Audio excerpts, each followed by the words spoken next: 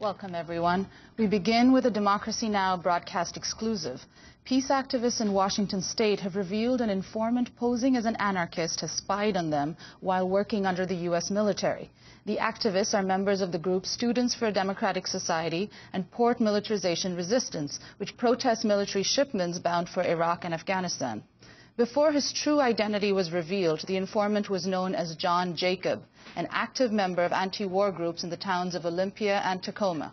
But using documents obtained under a Freedom of Information Act request, the activists learned that John Jacob is in fact John Towery, a member of the Force Protection Service at the nearby Fort Lewis military base. The activists claim Towery has admitted to them he shared information with an intelligence network that stretches from local and state police to several federal agencies to the U.S. military. They also say he confirmed the existence of other government spies, but wouldn't reveal their identity. The military's role in the spying raises questions about possibly illegal activity.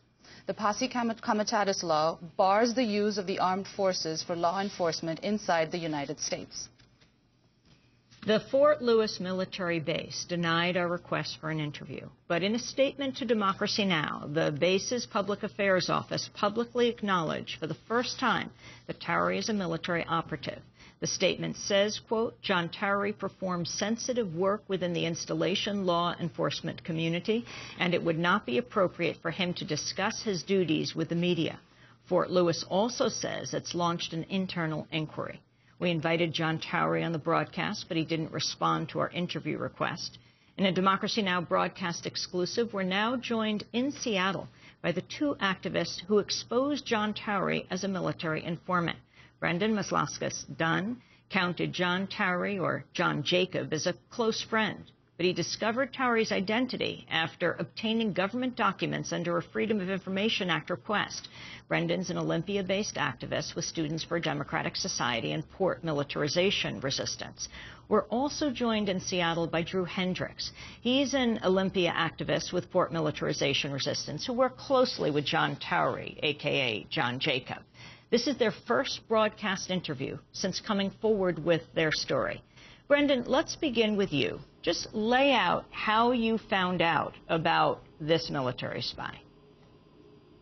Well, thanks for having us, Amy. I actually did a public records request through the city of Olympia several months ago on behalf of the union I'm in, the Industrial Workers of the World. And the records request I did, I had asked for any documents or emails, etc., that the city had, especially in discussions or any kind of communications between the Olympia police and the military and the city generally, anything on anarchists, anarchy, anarchism, Students for a Democratic Society, or the Industrial Workers of the World. I got back hundreds of documents from the city. One of the documents was an email that was sent between personnel in the military. And the email address that was attached to this email was of John J. Towery.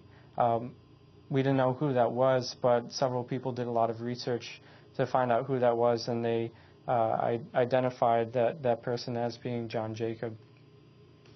And what was your first reaction? Who was John Jacob to you? John Jacob was actually a close friend of mine, so this week has been pretty difficult for me.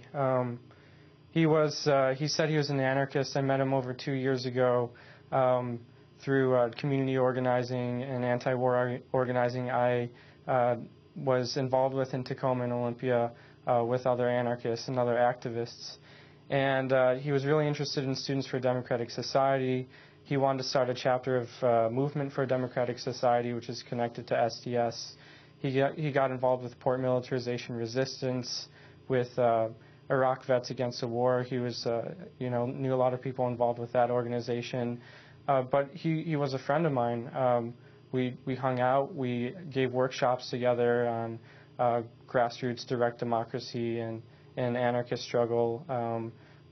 I mean, he was a friend. A lot of people really did like him. He was a kind person. He was a generous person. So it was really just a shock for me this week when all of this was determined. And Brendan, what did John Towery, who you used to know as John Jacob, say to you when you confronted him? Well, after it was confirmed that he was in fact John Towery, I knew he wouldn't call me, so I called him up the day after. This was this past Thursday, and I called him up. I said, "John, what's the deal? What is this true?" And he told me, he said, "Yes, it is true, but there's a lot more to the story than what was publicized." So he wanted to meet with me and another anarchist in person to further discuss what happened and what his role was. So when I met him, he admitted to several things. He admitted that, yes, he did in fact spy on us. He did in fact infiltrate us.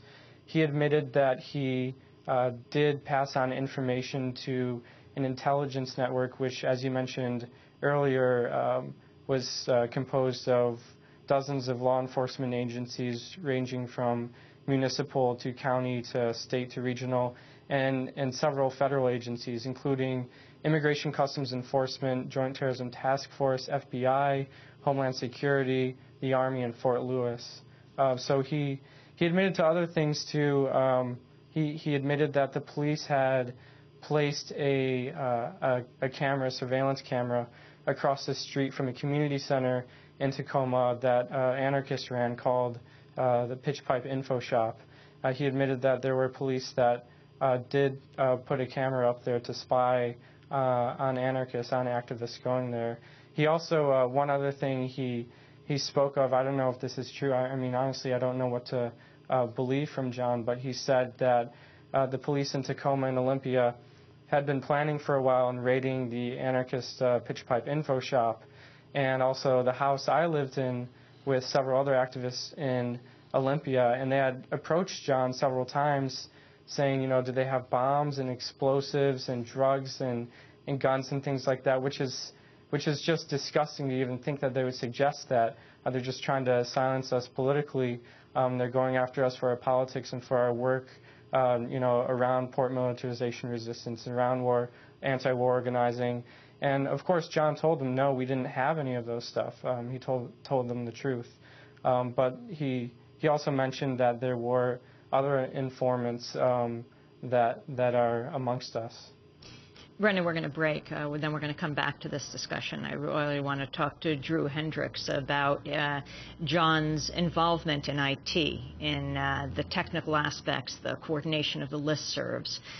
Today, a Democracy Now! Exclusive, an expose on a military spy and peace groups in Olympia, Washington. Brendan Dunn is our guest, Olympia activist with Students for a Democratic Society and Port Militarization Resistance. He discovered that his friend, fellow activist John Jacob, was actually a military spy. And Drew Hendricks will be joining us in a minute, talking about his involvement. John Towery, their friend, John Jacob. Stay with us. I dreamt I was in the sewer with some little lover when I peeked out from a manhole cover, wondering who turned the lights on us.